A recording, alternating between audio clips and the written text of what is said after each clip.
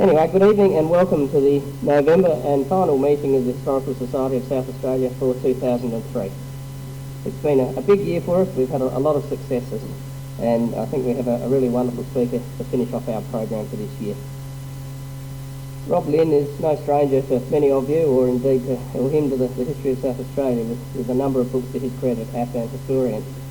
Tonight he will be speaking on Captain Samuel Albert White, Australia's forgotten naturalist. And I'm very pleased to welcome this evening Wanda Chesser, who is Captain White's daughter, and her husband Murray, and also their grandson Murray, a current student here at the school, who is the great-grandson, or the grandson rather, of Captain White. So, Rob, please come forward. Thank you very much, David, for the welcome. This story for me begins in 1983, 20 years ago. I was teaching History 1 at the University of Adelaide, and I had a few mature age students, and in 1983, there weren't that many mature age students at university, and I had one very special lady called Phil Turner, who some of you may know, and Phil was 70 then. She's just got her honours degree this last year from Adelaide Uni. She's quite a treasure. And she was living at Fulham, a neck of the woods in Adelaide that I'd not really given much credit to. Very nice neck of the woods, by the way. And their first essay had to be on South Australian history. It was one of those things that we did in those days. Not too many unis teach local history these days. And Phil said she wanted to do an essay on this wonderful old house at Fulham called Witunga.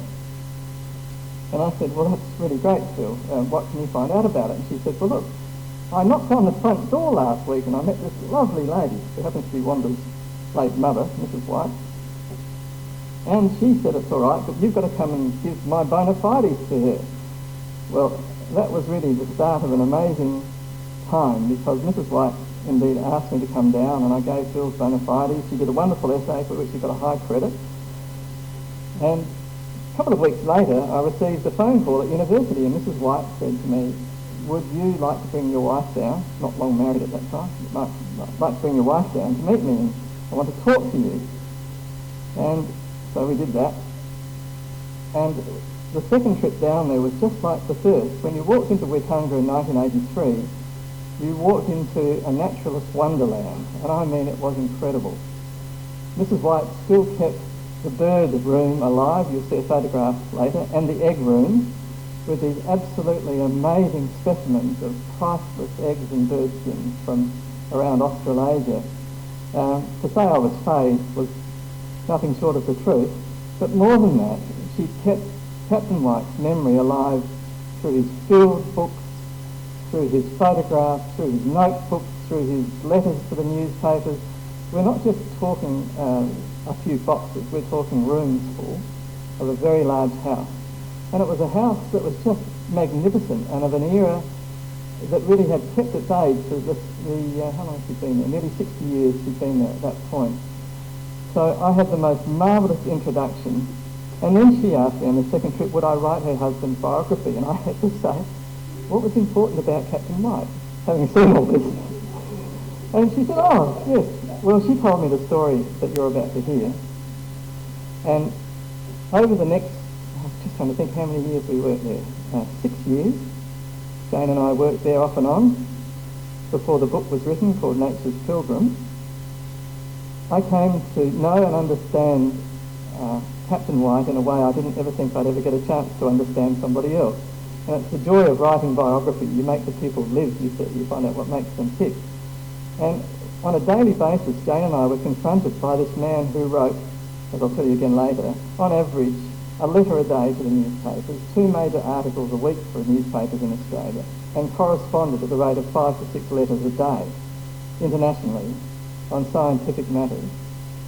And you're confronted by a man so absolutely ruled by a love of scientific investigation and a want to make the environment of Australia live for people, that you come, well for me, I came to a whole new understanding of life. And when I married Jane, she had a great love of ornithology, but I was a dunce. I'd been a rock and roll player for the last 6 years of my life at that stage, and that's when I wasn't at uni.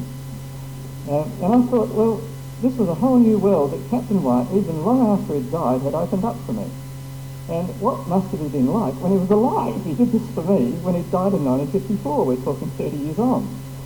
So when I came to write Nature's Pilgrim, it was the most emotionally fulfilling book to write because of this wonderful relationship to the White family and to Wanda and Murray and their family and to Wanda's brother John as well.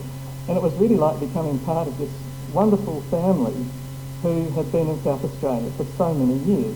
So I've got enough of my yak about how I came to do this. I'll tell the story now. Now I want you to imagine that you've gone back just over 80 years to August 1922. And you're one of the 1,700 people crammed into the Adelaide Town Hall to hear a lecture by Captain Samuel Albert White. Unfortunately, over 200 people were turned away who didn't want to hear him. And Captain White was short, stocky, physically tough, resilient, he had penetrating eyes and always a moustache, and not just inevitably, but on every occasion a necktie. And at this lecture, Captain White's going to talk to us all about an extraordinary journey across Australia and back by car that he just made from north to south, following the path of the much-wanted North-South Railway. Wasn't that funny? When I wrote the book, I never thought it would happen. And during the next year, he was going to give this same lecture with lantern slides, about 100 of them, 120 times to schools and public lectures and to organisations all over South Australia and beyond. Well, here he is in a more relaxed mode some years earlier on the Finke River. And I want to know who is this short, stocky man we're going to hear about. What was he doing in 3 Dort motor cars with some very astute companions, the Oranges and the McCullums? Who is he that's going to tell us about Australian Aborigines in a way nobody's ever spoken in the Adelaide Town Hall, about Australia's bird life, ornithology, and about the Australian environment, and who we, if we'd actually read our register or advertiser for the previous years, would know had been fighting tooth and nail against those who wanted to destroy Australia's environment. Seems a bit extraordinary, doesn't it, 80 years ago that people were talking this way. But unfortunately, for some decades, this was forgotten after he died. He was Australia's greatest natural science field worker and probably the outstanding populariser of the environment in the early 20th century, and he was one of Australia's great pioneers of conservation. Well, let's discover more about him now, and I'll introduce you to some of his forebears. This charming individual is John White, and he would be one of the most understudied figures in early colonial South Australia. I can tell you a bit about him, but I've not had yet the ability to find out everything. He arrived in November 1836. He became one of Adelaide's most prominent builders. He owned, I think it was 17 town acres. God, we wish we all had them now. One of the largest pastoral properties in South Australia near current day Lucindale, where he was known as Jackie, not John White. And he had other property around Adelaide as well. He was also a well-known builder. In fact, he'd been trained as an architectural draftsman and was the bailiff for the Duke of Portland in London. He was therefore one of the most powerful men in London at the time in terms of real property. And he owned a lot of London property himself, I later found out. He was an amazing man, truly amazing. And not long after his arrival, he built this most interesting house on land he owned on the reed beds, now near Fulham, on the River Torrens. And today you won't see a river where his River Torrens was. There's a breakout channel further down south, but the original river just has a green strip running through across Tapley Hill Road, somewhat north of the Henley Beach Road junction, probably, I think, 300 or 400 metres north. That's where the river was that he knew. In 1842, he brought his wife and children to Adelaide, and they too learned to love this land near the River Torrens as it was then. I would have loved to have seen that, by the way. All the descriptions that I've ever read of what the reed beds were like in those years is nothing short of a naturalist paradise. In 1860, John White was actually killed during an accident in his horse yard. It was a terrible accident, which I won't go into a graphic description of. But prior to this, he'd openly discouraged his two sons, Samuel and William. He had another son, but he'd discouraged them from pursuing natural science as a hobby, which seems incredible, but he'd actively dissuaded them from it, in fact banned them from it. But Samuel had kept up the interest unknown to his father. He'd been taught by a blacksmith on the property to cure bird skins with scientific specimens, and to hide them from his father, he stuck them in the hollow of a tree down the driveway. After his father died, Samuel, this isn't Captain White, this is Captain White's father, Samuel, made natural science, or the study of the environment, his career on a par with his grazing interest and the interest in London that he'd inherited from his father. Samuel did a number of trips throughout Australia for the eminent British naturalist John Gould, about whom most of you would have heard. This is Samuel, fine-looking chap. Samuel's trips in 1863 and in 1864 for Gould, and then in 1867 to Queensland and beyond, were amongst the most successful bird collecting journeys for any Australian naturalist of the time. Now, this might be distasteful to some of you, but the way that science was actually studied in those days was to shoot birds as specimens, one-off. And they were then sent back to the ornithological scientists in England to be studied and to be classified, and that's how the world began to understand the Australian environment. There was no thought that by shooting the birds you were decimating the population. It was the way the science was studied. Now, Samuel was married in 1869 to Martha, or Patty White. She'd been a tailor from the Morpeth Vale area. Taylor's Road now runs through Aberfoyle Park. Oh, I think she's a very beautiful woman, if you don't mind me saying. She actually had the most superb brooch made for her in London that features in a magnificent oil painting of her, which I can't show you tonight. Samuel and Patty had 3 children. The eldest and the tallest is Samuel Albert, his sister Eva, and young brother Mortimer, Mort. Samuel Albert White was born in 1870.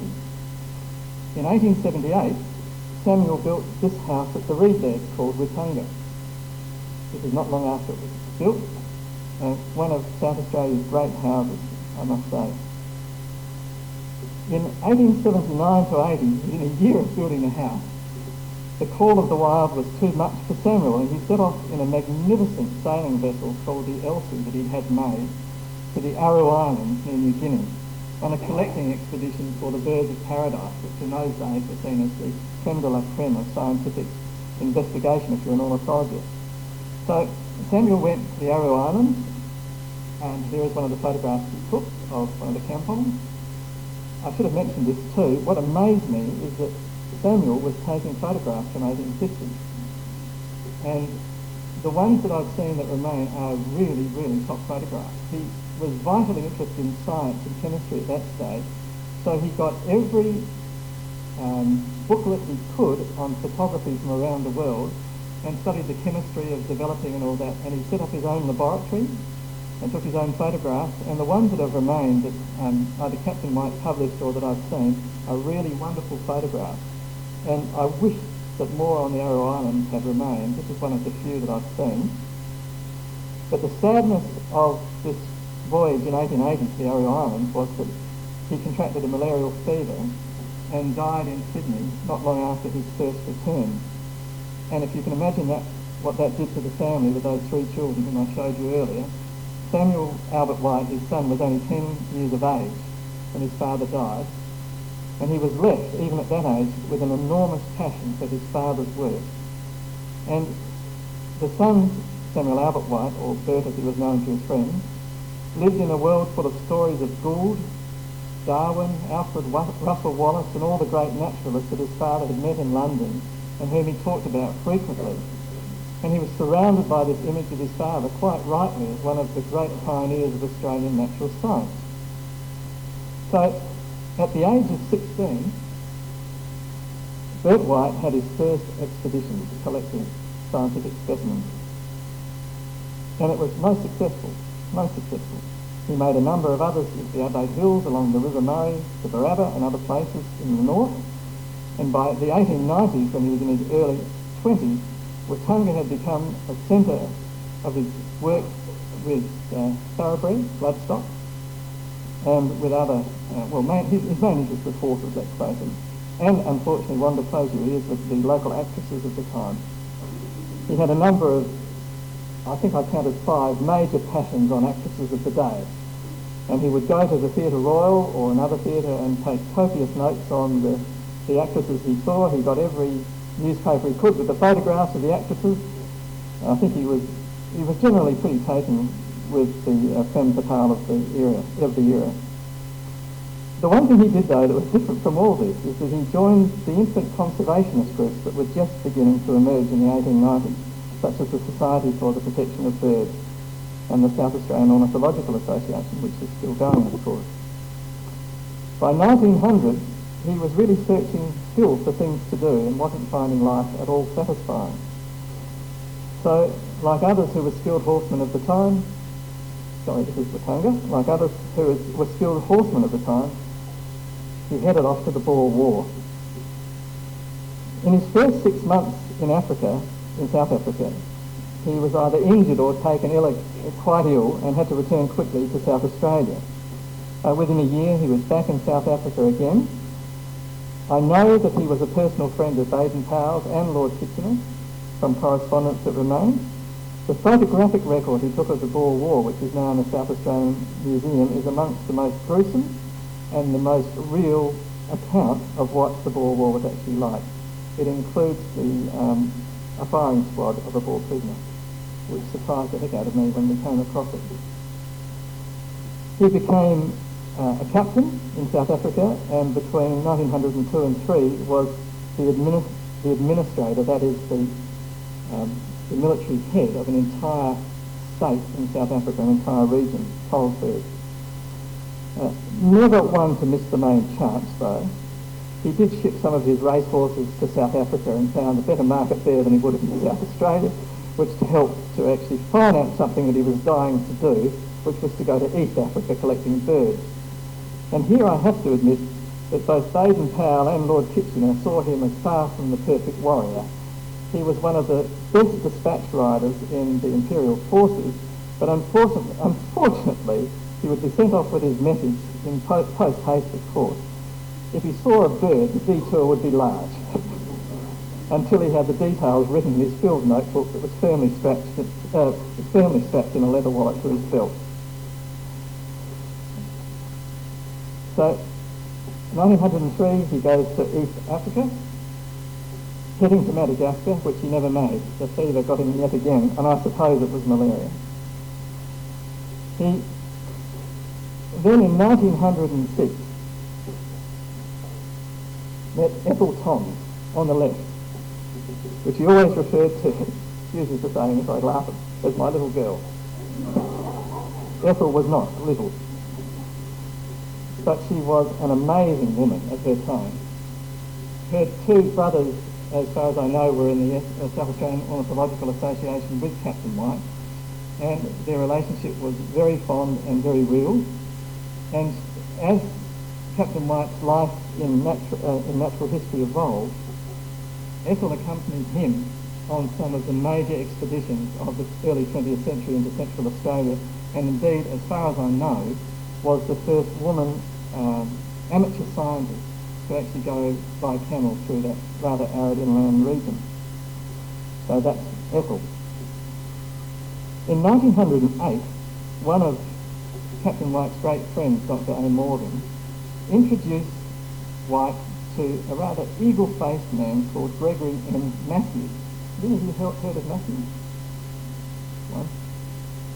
Gregory Matthews was the John Gould of his day. He was the most eminent of British ornithologists involved in a complete reappraisal of Australian birds, and he needed, above all things, an excellent field worker in Australia. Captain White's military thoroughness learned in South Africa, and an inherent feel for expeditions that he, I think, got from his father, made him the best choice.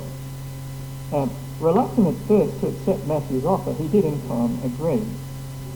And his first trip was in August 1912 to the Gawler Ranges in search of the elusive night parrot, which is still elusive, although there have been glimpses of it.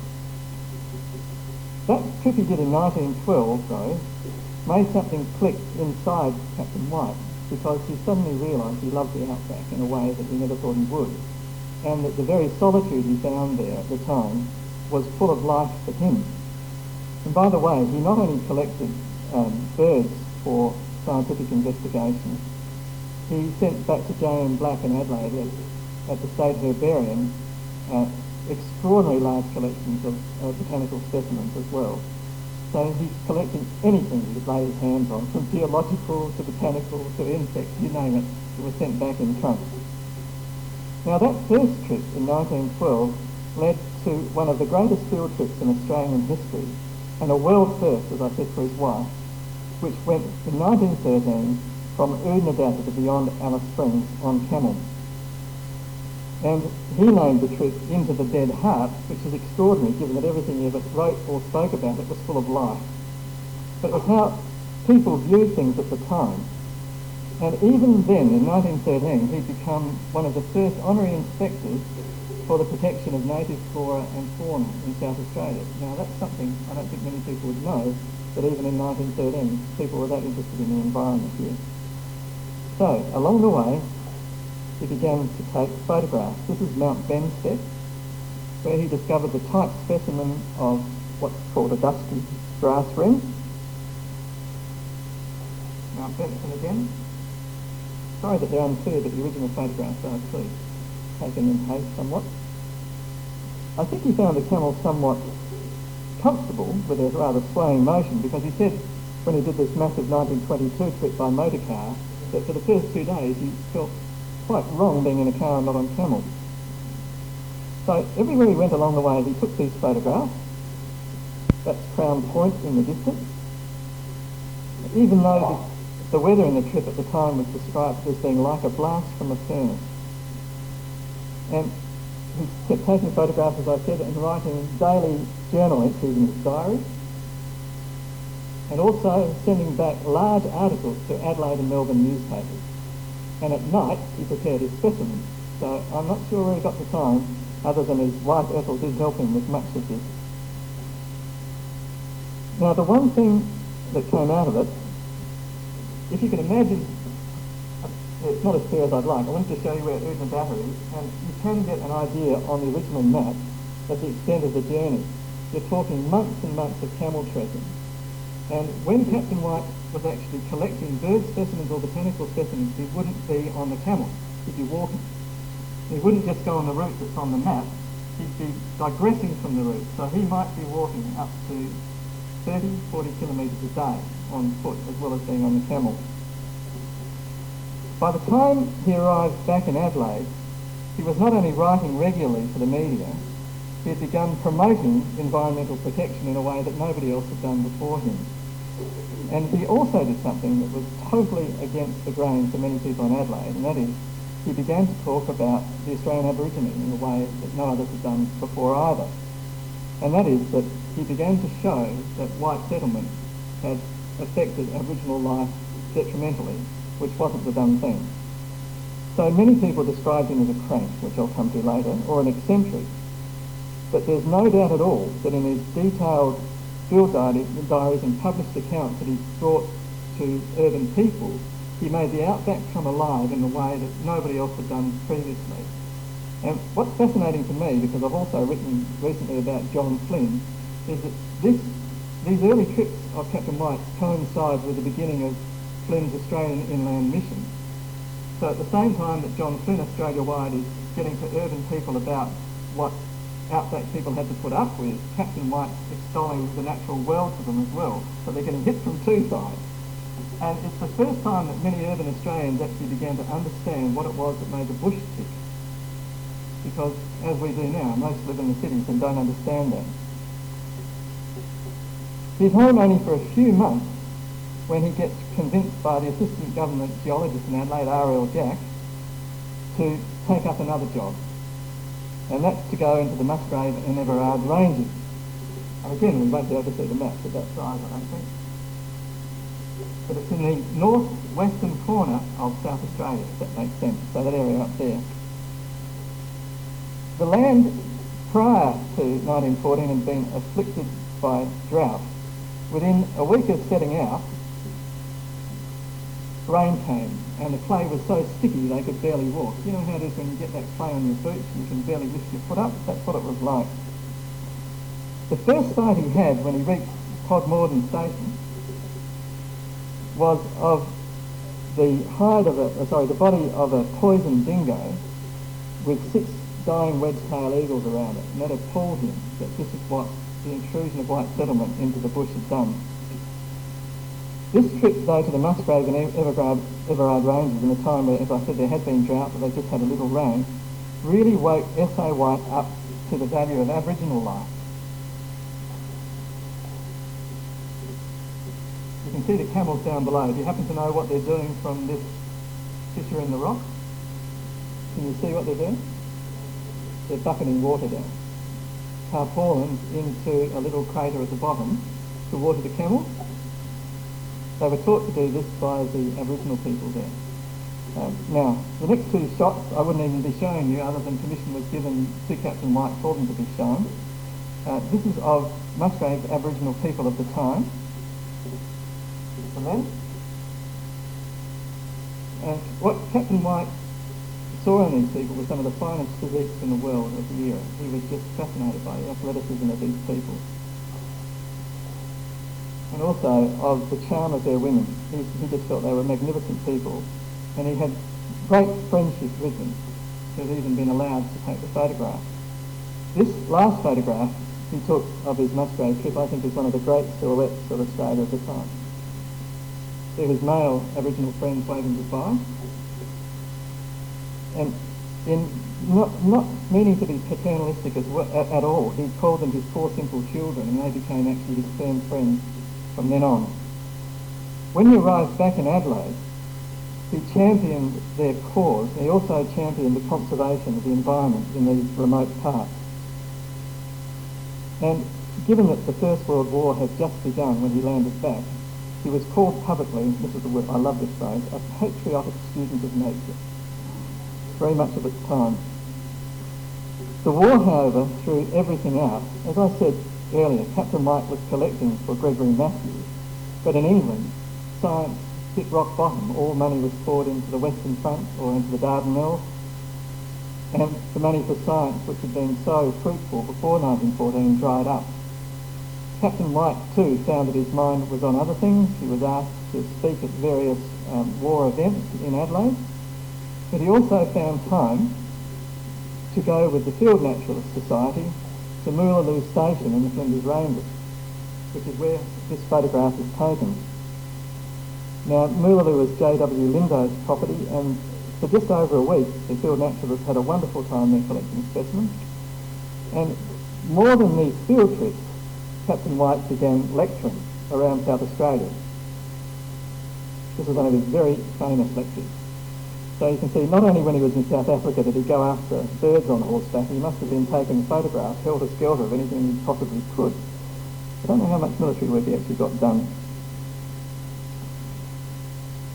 Again, he'd been only home in Adelaide for a very few months when Edgar Waite at the South Australian Museum, then its director, asked him to go with the museum expedition to Cooper's Creek. And he saw that as a great chance.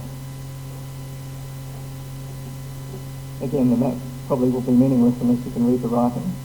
Now, some of you may know about Edgar Waite. He was a world-renowned naturalist in his own right and a specialist on insects.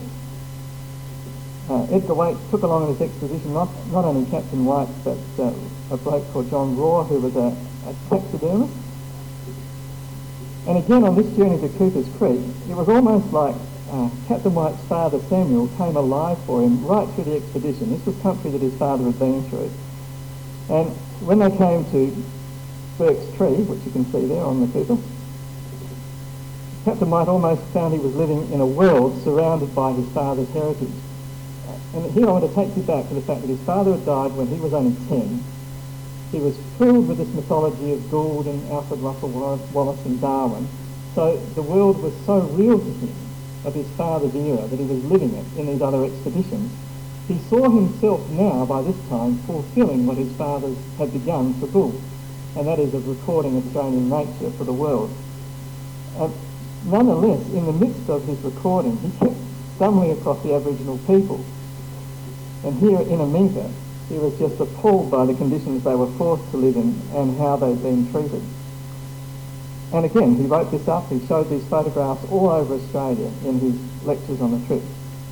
But he arrived home rather depressed and with very few specimens, and he had a fairly staunch fight with the South Australian Museum at the time because he wanted to write more about Aboriginal people, and that wasn't what they wanted for that era.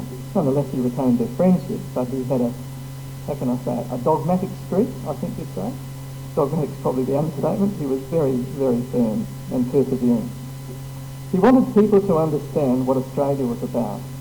So after his return from this expedition, as tired as he was, he began fighting for national parks. It was he amongst a group of others, for instance, who made Flinders Chase the place it is today. Without him and these other very few people, there would be no Flinders Chase. And he was concerned that the balance of nature be kept. That was the phrase he used constantly. And it was at this point in his life that he was writing and writing and writing, corresponding with friends and scientists in America, England and Europe, writing for newspapers, writing for lectures. It was just non-stop work. I think he only had the electric light put on a year before this. So you can imagine what it would be to write under that pressure in candlelight. His work became just as appreciated outside South Australia as it had been inside. The Western Australian government asked him to go to Aldea on the East-West Railway, this is Aldea soap if you don't recognise it, to help with the sparrow problem, because Western Australia had no sparrows, and what Captain White had proven through his studies was that the sparrows were following the settlers along the railway line. So their task was to destroy the sparrows before they got to Western Australia. Captain White kept telling people that his life was given up to ornithology. So he worked on the sparrows at Aldea. This is another shot actually on the east-west line as it's going across.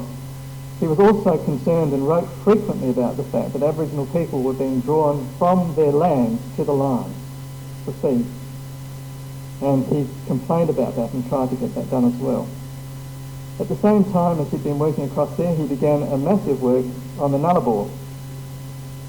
The fella on the ground isn't short, he's actually in a hole.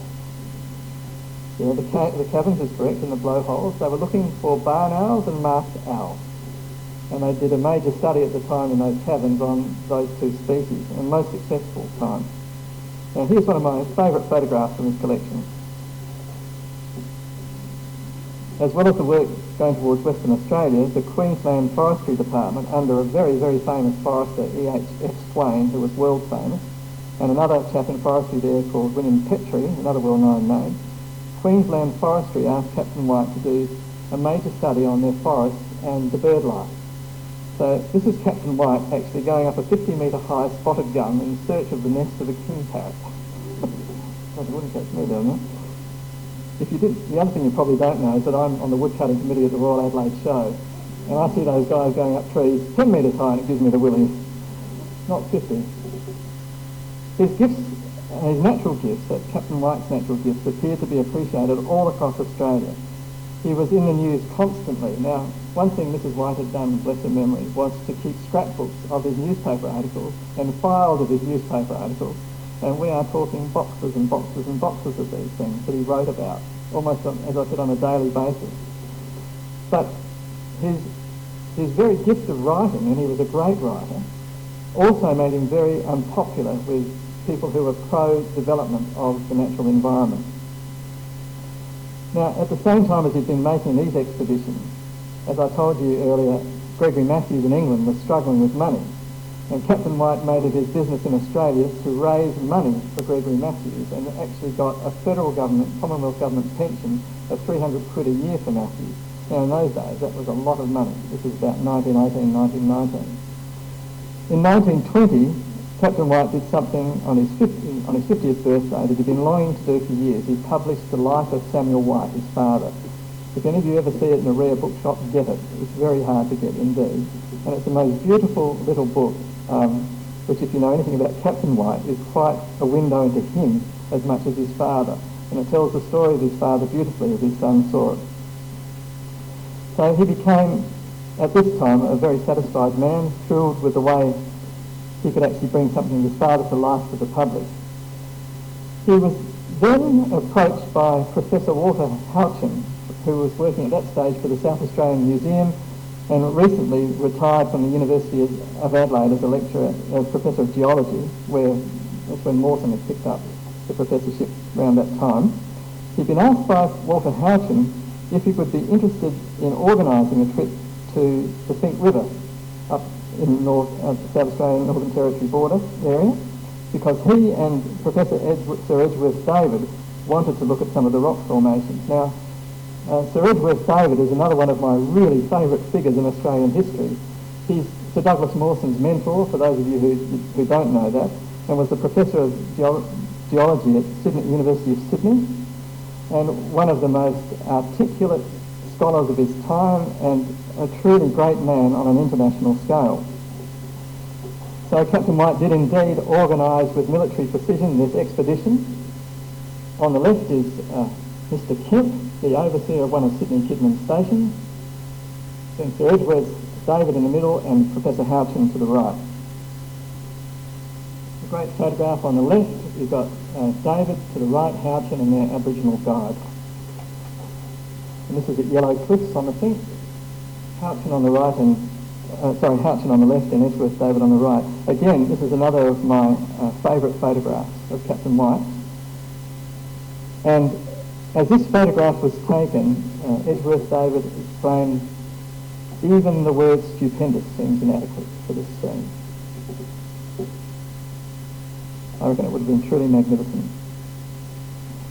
But not to be outdone in his recording of this trip, which was for Houchen and David, Captain White also recorded Aboriginal life again for people in Adelaide, and this is one of the friends he made there at the time, a very fine man, just come in from hunting. Now, when White returned to Adelaide this time, he came back much acclaimed. I think going out with Edgeworth David had really made him, if you like, in the eyes of many people throughout Australia who had not accepted him previously. Edgeworth David wrote to him in a letter that I saw and said, "Captain White, you are not a man who flatters, but you just speak your heart, as men who have done great things always do." Coming from Edgeworth David, who's been one of the Antarctic explorers, those words mean a good deal. This is a photograph, by the way, of Witunga. Does anybody know who the man in the middle with the hat and the lady with the hat are? No prizes, of course, but any ideas? Sir Archibald and Lady Weagle, the then Governor and wife the Governor of South Australia. If someone asked me afterwards, I'll tell you some stories about Lady Weagle that I probably shouldn't tell in public, but anyway. She had some unusual psychological, no, I won't go into there. But Archibald Weagle became a great fan of Captain White, and he was the one who at a public meeting at the town hall got up and said, "Yes, I've heard people call Captain White a crank, but nobody who does anything in life will ever achieve it unless they are a crank." And as far as Adelaide was concerned, that settled it. The Governor said it. Well, this is the end of 1921, as I've been moving along. And of course, in 1922, we've all been to this lecture on Across Australia and back by car in the Adelaide Town Hall. So what seems even more remarkable to me is that Captain White was barely home again with Ethel for any months before this great journey across Australia and back by car began. It was the 9th of May 1922, outside the Oranger Brothers garage, that these three Dort vehicles were parked. A very bright sunny morning, which was unusual because it had rained for the previous few weeks. That these three people set out, sorry, not the three people, the three cars set out with their load, which included Captain White, who was really the organiser of the expedition. The main instigator, though, had been Thomas McCullum, a Member of Parliament, for the upper southeast, who wanted to prove to Australia that the East-West Railway could be a reality. So that's what they were going to do.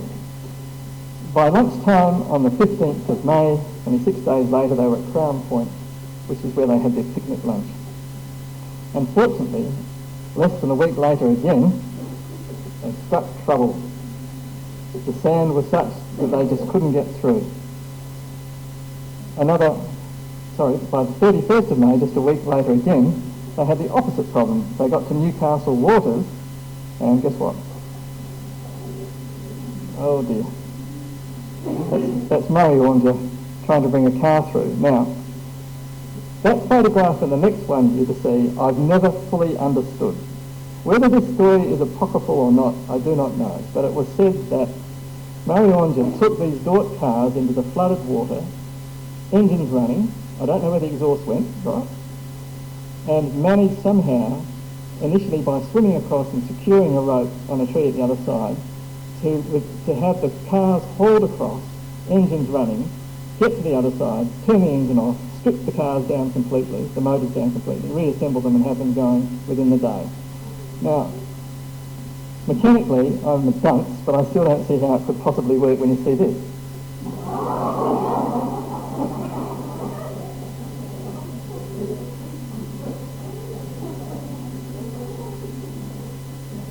And that's the aftermath. It's a great story though, isn't it? But Mrs. White told me that that's the way it happened, and I just can't see mechanically how it could have, but given the Orangers' knowledge at the time, and they were considered to be the finest mechanics probably in Australia at the time, and I gather from other things I've heard about them that was generally felt, it could be true. This is how the cars ended up though. They were still working well when they got back to Adelaide. After they returned from across Australia and back by car, again the Times did a major article on it. Now, in those days, if the Australians were written up in the Times in London, that was really something. But Captain White's return from this journey was probably the saddest time of his life. He brought back huge chests of specimens he collected that were absolutely precious to the scientists because they'd never been collected before. He never even opened the trunk. Many years later they were opened and the specimens were just dust inside. When he returned, his wife Ethel, who'd been reasonably ill for many years, had become tragically ill. And Captain White, who'd been fighting scientific battles as well for the previous 4 years, which I haven't bored you with tonight, it was on nomenclature, was just worn out. And he'd had it with that whole life that he'd been going through for the previous decade and a bit. And he gave his life to something else. Sorry, that's Ethel. He gave his life to something else, and that was to scouting. He became Commissioner of Scouts in South Australia, and when I was doing the book, I met many fellows, quite elderly by then, who'd been under his care as young boys in Scouts. And knowing Baden-Powell personally, she probably had an in. He brought Baden-Powell out to Australia. Ethel died in 1926, and a year later he remarried a woman many years younger than him, 35 I think, 35 years younger, Muriel Fisher, a young Sydney girl. And Mrs. White often said to me that in Adelaide at that time, in the late 1920s, it did not matter that she was 35 years younger than Captain White. It did matter that she came from Sydney. The women and men of Adelaide thought if Adelaide couldn't produce something good enough, something was wrong. But Mrs. White, Muriel White, was an amazing woman, and even when I met her, she was still amazing. This is the collection room at Wittunga, as I first knew it. Each of those cabinets to your right with the white knobs were Australian cedar. The drawers were built to house scientific specimens, and after her marriage, with all her young energy, she began to put Captain White's magnificent scientific collection together and to catalogue it. It's no mean feat. So she began that cataloguing, and when I knew her, just like this, she was still doing it, meticulously. And you walked into that room and you could sure smell the naphthalene, but if you said, do you have a specimen of a superb blue wren?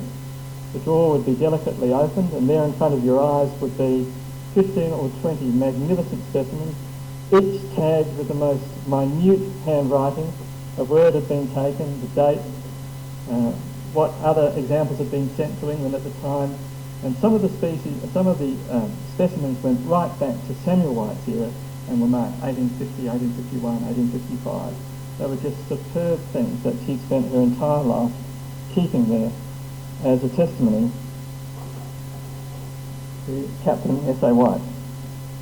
Well, I want to leave you with the image of Captain White as a man who had great pleasure in the Australian environment. He saw its joys and sorrows, its vibrant colours and its drab tonings, its harshness and its beauty, but they were all one to him.